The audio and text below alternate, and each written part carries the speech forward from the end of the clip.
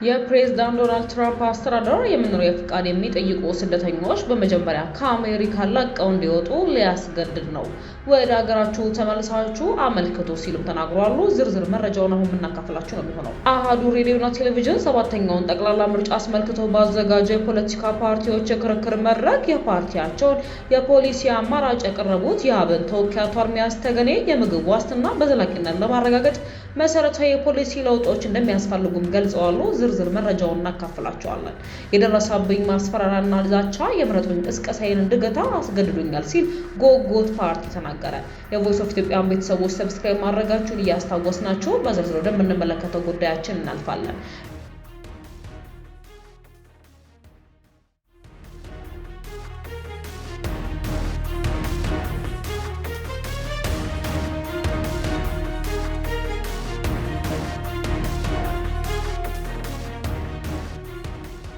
የፕሬዝዳንት ዶናልድ ትራምፕ አስተዳደር የመኖሪያ ፍቃድ የሚጠይቁ ስደተኞች በመጀመሪያ ከአሜሪካ ለቀው እንዲወጡ ሊያስገድድ ነው።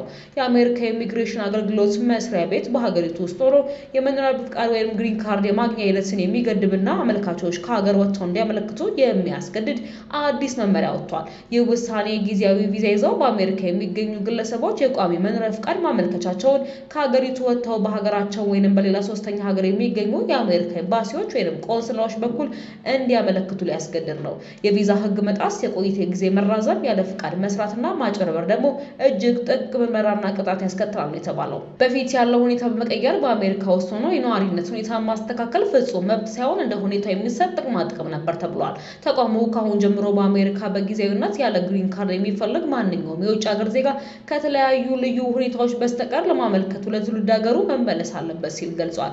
ምንም እንኳን መመሪያው ለባለ ሁለትዮሽ ፍላጎት ቪዛዎች መጠነኛ ልዩ ሁኔታዎች ቢያስቀምጥም ሙሉ ዋስትና እንደማይሰጥ ግን በግልጽ አስታውቋል። መመሪያው እንደ ተማሪዎች፣ ቱሪስቶችና ሌሎች ጊዜያዊ ቪዛ የያዙ ሰዎች እንዲሁም በህጋዊ መንገድ ገብተው የቪዛ ጊዜያቸው ያለፈባቸውን ጨምሮ በአሜሪካ ዜግነት ባላቸው የትዳር አጋሮቻቸው ወይም አሰሪዎቻቸው አማካኝነት በሚቀርቡ ስፖንሰርሺፖች ግሪን ካርድ ለማግኘት ከመሞከራቸው በፊት ሀገሪቱን ለቀው እንዲወጡ ሊያስገድድም ይችላል። ይህንን መረጃ በዝርዝር አካፍለናቸዋል። በሌላ መረጃችን የደረሰብኝ ዛቻና ማስፈራሪያ የምረጡኝ ቅስቀሳዬን እንድገታ አስገድዶኛል ሲል ጎጎ ፓርቲ ተናገረ።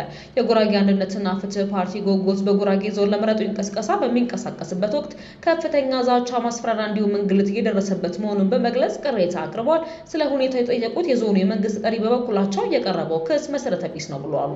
የጎጎት የህዝብ ግንኙነት ኃላፊ አቶ ወልዴ ብርሃኑ ሰሌዳ በሌላቸው ተሽከርካሪዎች በሚደረግ ክትትል በፓርቲ እጩዎቻቸውና ደጋፊዎቻቸው ላይ ጭምር ማስፈራሪያ እየደረሰ በመሆኑ በምርጫ የመሳተፍ አስቻይ ሁኔታ ላይ ፓርቲው በቅርቡ ይመክራል ሲሉ ተናግረዋል። ኃላፊ አክለውም ፓርቲያቸው በምስራቅና በምዕራብ ጉራጌ አካባቢዎች የአደባባይ ቅስቀሳ ለማድረግ ቢሞክርም በጸጥታ ኃይሎች መደናቀፉንም አብራርተዋል። በአባላቶቻቸውና ደጋፊዎቻቸው ላይም በሚደርሰው እስርና ማንገላታት ምክንያት ፓርቲያቸው የምረጡኝ ቅስቀሳቸውን ሙሉ በሙሉ ለማቋረጥ መገደዱን የህዝብ ግንኙነት ኃላፊ አቶ ወልዴን ተናግረዋል። አሃዱ ሬዲዮ የፓርቲውን ቅሬታ መነሻ በማድረግ ያነጋገራቸው የጉራጌ ዞን የመንግስት ጠሪና የብልጽግና ፓርቲ ቅርንጫፍ ጽሕፈት ቤት ኃላፊ አቶ ናስር ሀሰን በሰጡት ምላሽ የቀረበው ክስ መሰረተ ቢስና ተቀባይነት የሌለው ነው ብለዋል። በተጨማሪም ጎጎት የምርጫ ቅስቀሳውን የገበያ ቀንን ጠብቆ ማካሄዱንም ህጉን የሚጻረር ነው ብለዋል። የጉራጌ አንድነትና ፍትህ ፓርቲ መንግስት የጸጥታ አካል የሚደረግለትን ጫና እንዲቆምለትም ጠይቋል። የቮይስ ኦፍ ኢትዮጵያ ቤተሰቦች ሰብስክራይብ ማድረጋችሁን እያስታወስናችሁ ወደ መጨረሻው ዘገባችን የምናልፍ ነው የሚሆነው። የምግብ ዋስትና የመንግስት ችሮታ ተደርጎ ሊወሰድ ወይንም ለፖለቲካ ፍጆታ ሊውል አይገባም ሲል አብን ገለጸ። አሃዱ ሬዲዮና ቴሌቪዥን ሰባተኛውን ጠቅላላ ምርጫ አስመልክቶ ባዘጋጀ የፖለቲካ ፓርቲዎች የክርክር መድረክ የፓርቲያቸውን የፖሊሲ አማራጭ ያቀረቡት የአብን ተወካይ አቶ ኤርሚያስ ተገኔ የምግብ ዋስትና በዘላቂነት ለማረጋገጥ መሰረታዊ የፖሊሲ ለውጦች እንደሚያስፈልጉም ገልጸዋል።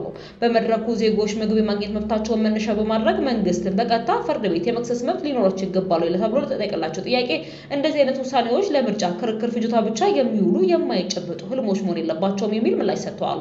አስገዳጅ ህጎች በአጠቃላይ የሀገሪቱ ነባራዊ ሁኔታና የኢኮኖሚ አቅም ላይ የተመሰረቱ መሆን እንደሚገባቸው ተወካዩ አብራርተዋል። ፓርቲያቸው በአሁኑ ወቅት ያሉትን የምግብ ማዕከላት ከመዋጮ አሰራር የጸዳ መልኩ በቀጥታ በመንግስት በጀት እንዲደጎሙ የማድረግ አቅጣጫ እንዳለው አቶ ኤርሚያስም ጠቁመዋል። አክሎም የምግብ ስርዓቱ ጊዜያዊ ችግር መፍቻ እንጂ ዘላቂ መሆን እንደሌለበት በመጥቀስ ዜጎች ለችግር እንዲጋለጡ የሚያደርጉትን እንደ ህገ መንግስት፣ መልካም አስተዳደር አስተዳደርና አግላይ ፖሊሲዎች ያሉ ገፊ ምክንያቶችን በዘላቂነት መቅረፍ እንደሚገባም አያይዘው አሳስበዋል። የዜጎችን የምግብ ዋስትና ደረጃ በደረጃ ለማቃለል የማዳበሪያና የዘር እጥረት ችግርን መፍታት እንዲሁም በየክልሉ የምግብ ክምችት ማዕከላትን መገንባት እንደሚያስፈልግም በመድረኩ ተገልጿል። ምግብ ሲባል የአእምሮ የመንፈሳዊ ምግብ ጭምር መሆኑን የጠቀሱት አቶ ኤርሚያስ ብቁ ዜጋ ለማፍራት ሁለንተናዊ የምግብ ስርዓት ለመገንባት ፓርቲያቸውም አጠንክሮ እንደሚታገልም አብራርተው ገልጸዋል። የምግብ ፍጆታ የመንግስት ችሮታ ተደርጎ ሊወሰድ ወይንም ለፖለቲካ ፍጆታ ሊውል አይገባም ሲሉም አበክረው ተናግረዋል።